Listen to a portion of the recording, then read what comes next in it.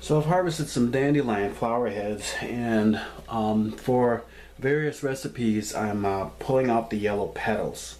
I'm doing the best I can not to get any of the green part of the flower head, and I'm just going to kind of demo how I'm doing that right quick. It's a little tedious, but what I'm doing is I'm taking the full flower head like this. I'm using my thumbs to kind of break it in half like this so it lays out. And then I'm using my thumb and my thumbnail to kind of scrape out the petals from the green part. Kind of firmly but gently, if that makes sense. I don't want much of the green part. I just want to scrape it away from the seed of the flower.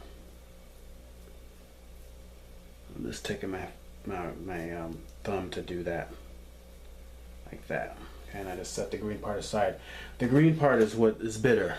So for various recipes, like baking, making oils, dandelion wine, you really want to avoid the green part. The green part is what makes it, whatever you're making, bitter.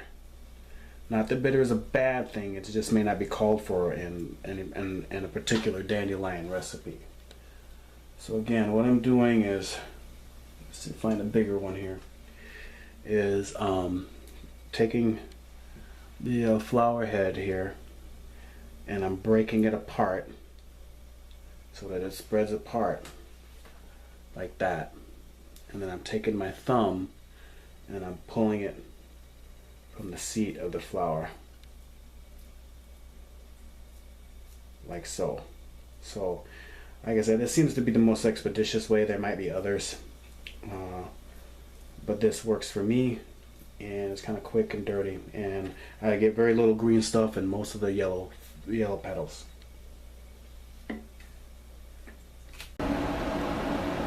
Okay, so we're gonna make some dandelion cookies, and I have the ingredients kind of all laid out here. And this is a cup of oatmeal, a cup of flour. This is half a cup of honey, half a cup of vegetable oil right here. We're going to need a teaspoon of vanilla extract, and then of course a half a cup of dandelion petals. Okay, so you need the petals. You need to extract them from the green part of the flower head. So what we're going to do is we're going to mix together the wet ingredients first. Oh, the other ingredients I'm forgetting is the eggs. So we need 2 eggs right here. So we're going to mix together the wet ingredients first, and then add the dry ingredients. The oven you should have preheated to 375 degrees, and you'll need a pre-treated cookie sheet, either that spray stuff, or you can smear some oil or shortening on it and then lightly powder it with flour to treat the pan so it doesn't stick. You can also add aluminum foil over the top of it if you're worried about ruining your cookie sheet. So those are just some tips there. So what we're going to do is we're going to mix our oil. This is vegetable oil, just regular old vegetable oil, and our honey together. Honey is a dangerous, tricky thing because it's sweet as heck, but if you spill it and it gets all over the place, it sucks to get rid of it.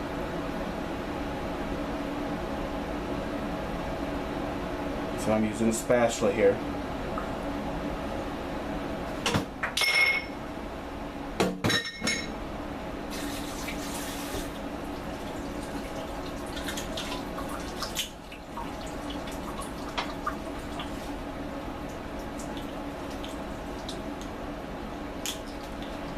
And then we're going to need a tablespoon of vanilla extract. You could use almond extract for a different flavor, or any other sort of extracts.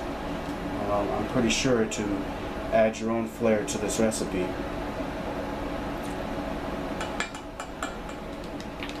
There. So I'm going to go ahead and kind of mix this together just a little bit.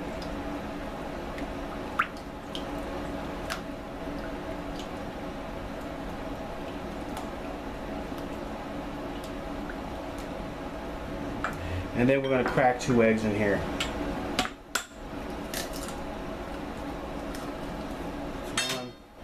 If you're ever curious about this technique, sad to say, years ago I watched this on a McDonald's commercial.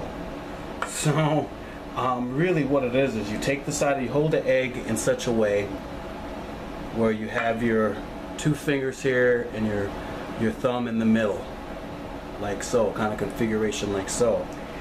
And you want to crack it in between your index and your middle finger. But don't hold it too tight. And then what you want to do is you want to use your index finger and your thumb to separate, to kind of scissors them apart. And then pop them open. So again, I don't know, I cooked a lot as a kid, and I had plenty of time to practice. And then I also cooked as you know, plenty of jobs growing up. So what I'm going to do is I'm going to grab a fork.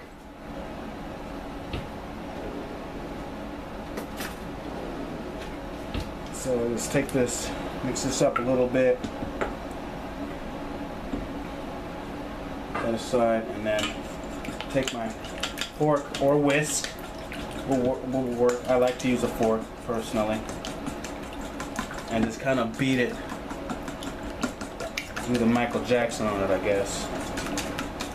It's my weak attempt to trying to be humorous. Just gotta beat it together.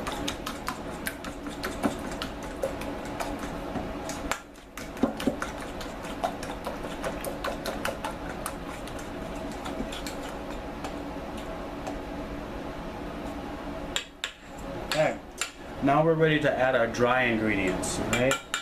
So we're going to go ahead and we're going to add our oatmeal and our flour.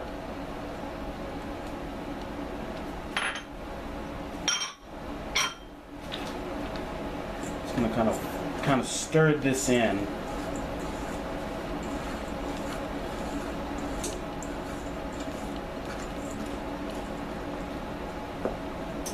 And then I'm going to add the dandelion petals.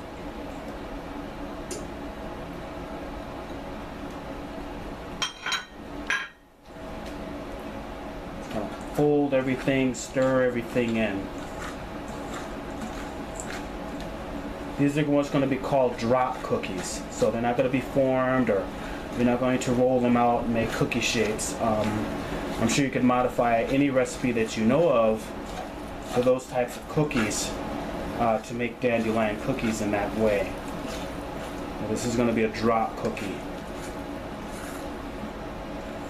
And basically what it is you take a spoon and you drop the cookie onto the cookie sheet, cookie surface. So I'm going to stir this real good. Move these out of the way.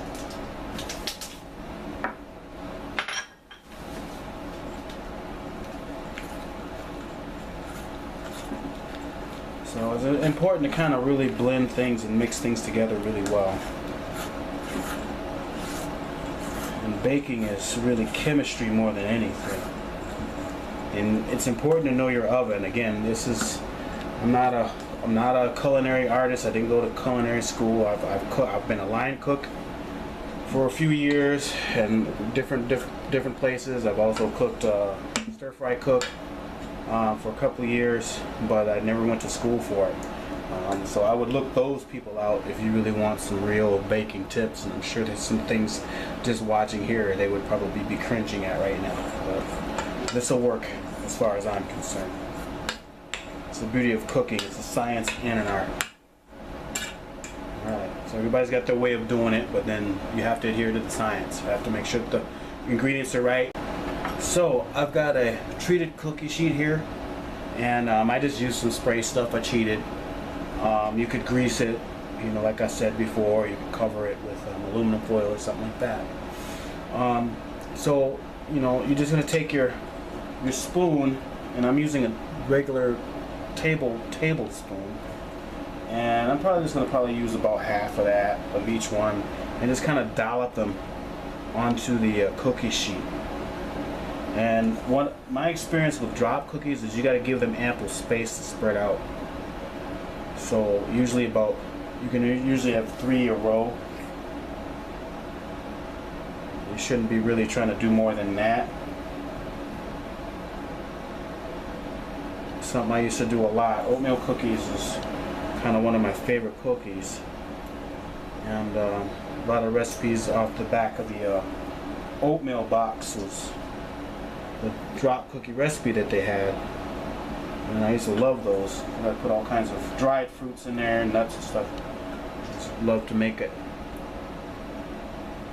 That recipe that I recollect used shortening as opposed to just oil, so it's going to behave differently. Again, cooking is a kind of a science, it's chemistry, especially baking.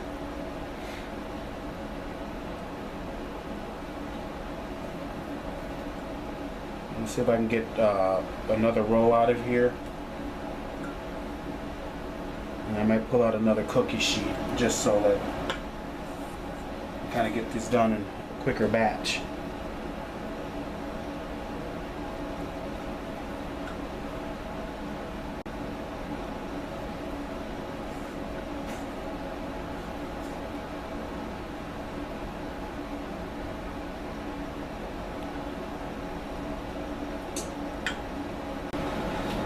Alright, so these are about to go in the oven.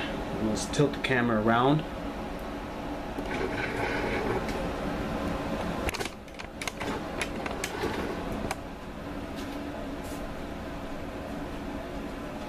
Let's open this thing up. It's already been preheated to about 375. And I just take these and put it on the lower shelf towards the rear. And those should bake for about 15 minutes, 10 to 15 minutes, and I'm going to go ahead and put the timer on and we'll see what we get afterwards. Okay, I think they're done. I kept an eye on these and I wanted to make sure that my oven was acting right. And so I didn't go the full 15 minutes. They were technically about 13 minutes in my oven. So again, when you're baking, it's important to really kind of keep an eye on things so you can know how things are going to bake and react, not just to the actual recipe. Because ovens and fires and coals and grills and things vary in temperature based on many different circumstances.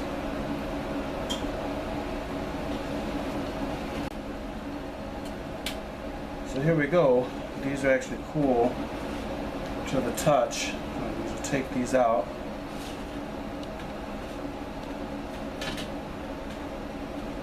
These look really nice.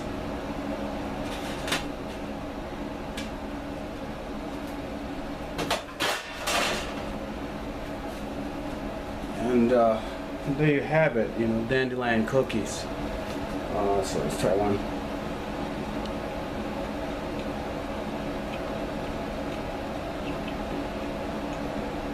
Yeah, they're really meaty, meaning they're kind of thick. So, I don't know, they're good with milk, for sure. Something else to drink with, but they're good. They're not unpalatable. They're nothing wrong with them. They're cookies, but they have a consistency of kind of like a light biscuit. At least with this recipe that I just shared. So, if you are definitely a baker, you're definitely going to want to try your own variations, and for you to do so, I'm just sharing this to hopefully spark some inspiration and people to try some of the food that like the late Linda Runyon talks about, or said, you know, we're look down, eat up, because we're walking on our food. These are good.